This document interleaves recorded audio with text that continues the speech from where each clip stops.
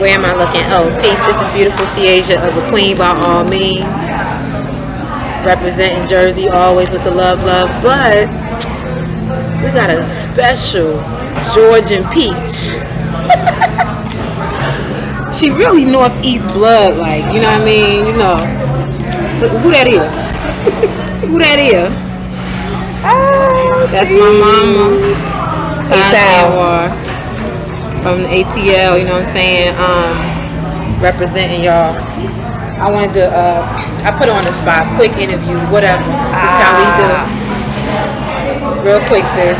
I want you to first of all introduce who you are, organizations you represent, and I'll ask you another question after that. Why don't you tell them who you be? Alright, well, I'm Taj Anwar from Atlanta, aka Beretta Scott King, aka Chopper Khan. Let's see, I represent Queen by all means, FTP movement, Universal Zulu Nation, Atlantis chapter, and yeah, Mothers of Black and Brown Babies, and all things the positive and uplifting and forward movement for the people. I'm with it. And definitely Googleable, okay? She's Googleable, okay? If she wanted to wear a shirt that said Google me, you will find her. And why? Because not only is she our Cancerian mama, our moon mama, and a heaven of a nurturer, but she's courageous. She's courageous. And I remember years ago I had emailed Taj and I told her that she inspired me. You know what I'm saying? And she did. She is definitely one of the few sisters. Shouts to True Queen. Because what's up, True Queen? Yeah, that's the homie. True Earth, you know, out in Cali. You know what I'm saying? Another sister who's always been inspiring to me because I was very radical. You know what I'm saying? I didn't have my edges smooth. I was just probably a little more on the side with the gods and a little too street. I wanted to bring my femininity back. And when I seen Taj and when I seen what True was doing out with the Sister Cipher out in California, which wound up spreading, you know, these are certainly two inspirations that help trigger me. And I'm honest, I always give my sister salute when it's warranted. And I would say they're probably like one of the only two out of the three at that time who inspired me to take what I had in my heart to the next level. You know, so shouts to Taj and shouts to True. But I wanted to just ask you, sis, you know what I mean, two questions, and then, you know what I mean, we're going to let you rock. When you think of sisterhood, you know what I'm saying, and when you think about the condition women should be in sisterhood, it's a two-part question. What does sisterhood mean to you, and in terms of sisterhood, are you unconditional? Should we be in a specific spiritual or mental condition, or you take us as we come?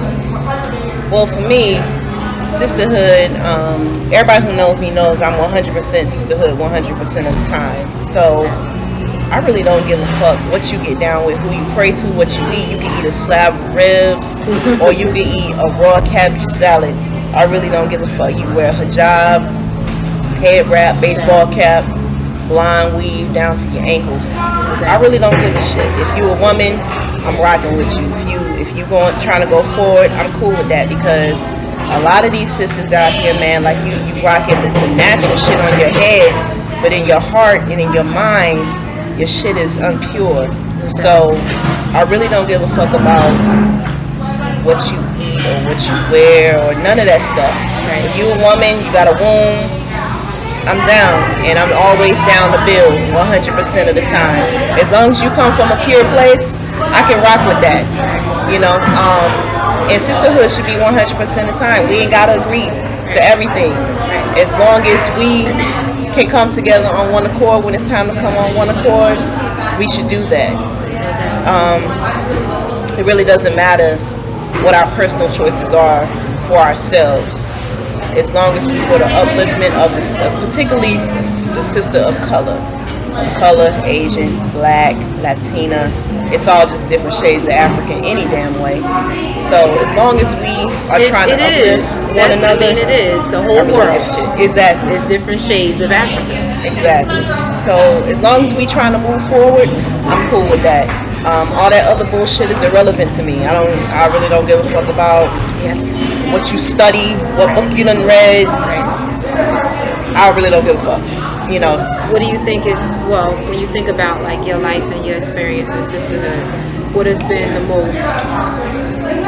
the most challenging experience in sisterhood that you ever dealt with? In other words, what has been the grimiest shit that a sister did that hurt you would say, in sisterhood, regarding trust or loyalty, because we would say that's one of the biggest things when it comes to sisterhood, right? Right. Trust and loyalty, right? Well, for me, and respect. The most difficult thing is when you give yourself 100% to somebody and they don't give it to you. Not necessarily that I need anything in particular, but if I only hear from you when you need something, that bothers me. You know what I'm saying? You should do a check-in if you fuck with me. Don't let me only hear from you when you need some bread or when you need something. I think we need to get away from that. We need to be checking on each other, right. Making sure each other is good, and just do you need anything, sis, or everything cool? Or I was just calling to send you some energy, because that's usually what I do. I really don't ask people what's going on with them. If they want to offer that information, that's cool, but I don't really ask questions. I just say, yo, I just called to say, what's up, shawty? How you doing? Everything good with you? You feel me? So I'm not everyday serious like that. Sometimes I just be, calling to check in, So for me, that not being reciprocated, it doesn't necessarily hurt me. I'm not offended or sad. It just tells me that we have a long way to go in building up sisterhood. Because as of late, people have been trying to, not really trying, but what they have going on with them, they'll, call me and put on me, and it sucks my energy. Yeah. So, but it's all good, when you're 100% sisterhood 100% of the time, it's just the tribe, it's the life. What can you do? No doubt. So it's all good. This is a blessed way to be for me. Just always being 100 for the woman. And I've taken a lot of flack for that. With respect, though, still to men.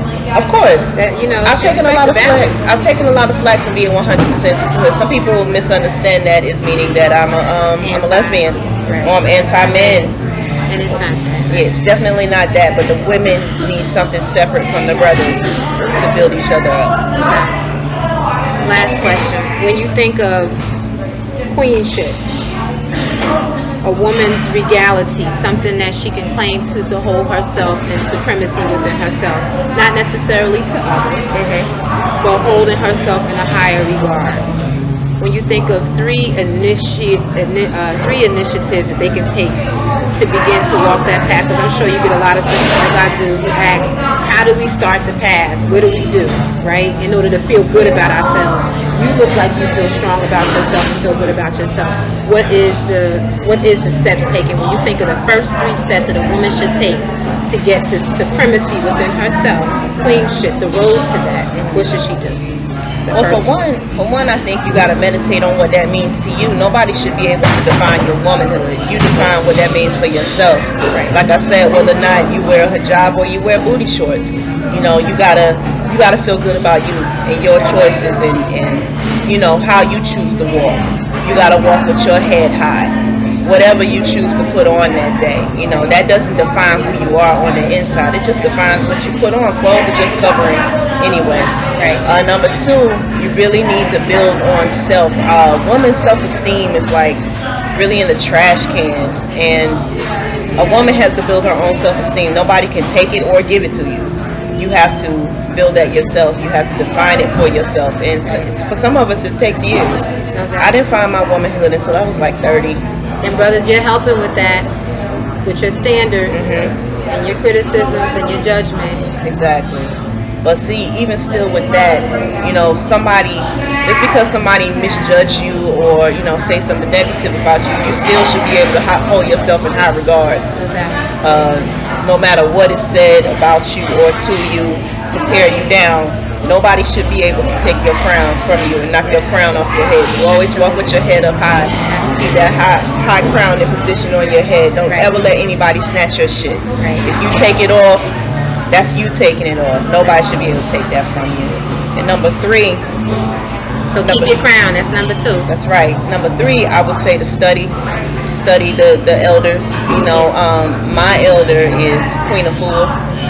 based out of Brooklyn. I sit at her feet on a regular basis. I listen to the things that she's been through. I read a lot. I have a lot of older women in my family who I respect very much so. And the person who I respect the most is my mother. I sit at her feet almost daily, you know, and ask her questions and bounce things off of her, because the elders have been where we are trying to go. You know, they already have reached their horizon, their silver ship, you know. So listening to the elders and seeing what they've been through and how they deal with things. And it feels good, don't it? Like when you can, it feels good for me personally when I'm able to walk into a room and I see elders and it's like, hey mama, such and such. Exactly. No questions, mama. Exactly.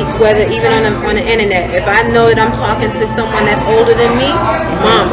Exactly. Baba. You know what I mean? To give that regard, that surrender, I feel much better because I don't feel as responsible. Right. You know what I mean? I like surrendering that whole responsibility to some elders, right? Like it feels good. I'm still a child. I still have some things about me that I'm learning. They have so much knowledge to depart on you, so definitely absorb that and sit at the feet of an elder, man. If your mom is no longer on this earthly plane, you got a grandmother, you got a great auntie. Grab your elder. There's plenty of elders around. No exactly. So tell them how they can reach you. Let's see. You can reach me. I made it into a formal interview. You can reach me, Beretta Scott King, on any social media: Facebook, Instagram, Twitter. It's all Beretta Scott King. Beretta like the gun. Bang bang. And that's the thing, y'all. You know what I mean? Like, and I say this all the time in closing. There are so many people of you in, let's say, social media or in the world that are holding high regard to people you never met, people you'll never know. You'll know through the medium of books or hearsay or rumor or white history or a given history. But I can assure you, there's beloveds right here that we can give you a book of some brothers and sisters that you're holding high regard and honor to right now, and I can guarantee you, sister right here, it's not comparing, but it's the truth. If it's about duty, this sister right here has put in more work than probably 3 of your favorite heroes. Just because they blew them up in society, that's up to them. But I'm telling you, work for work, passion for passion, commitment for commitment, loyalty to loyalty. Taj is certainly one of those sisters. So you don't have to go too far or have to go in the graveyard to find women or men that you respect and honor. Trust me, your peers right here, right now in this generation are some of those that you can put inside. If it's not you, you got peers right here that could be on side of on the children's wall, poster size. I mean, not that we're the type of people that ask for that, but Taj is certainly someone you'll look up and you'll find, wow, wait a minute, I got this person on my wall that I only heard one remarkable thing that's done. Sisters like this have done that and more. You know what I'm saying? So shouts and salute to the sisters who learn from these elders and ancestors that we're talking about and have tripled the responsibility, quadrupled the duty. You know what I mean? It's a sacrifice, especially in this hour and this time. And I give thanks for you, sis, always. Much love to you. Love you always. Love you and too. Queen, by all means, in the building. Peace. Peace.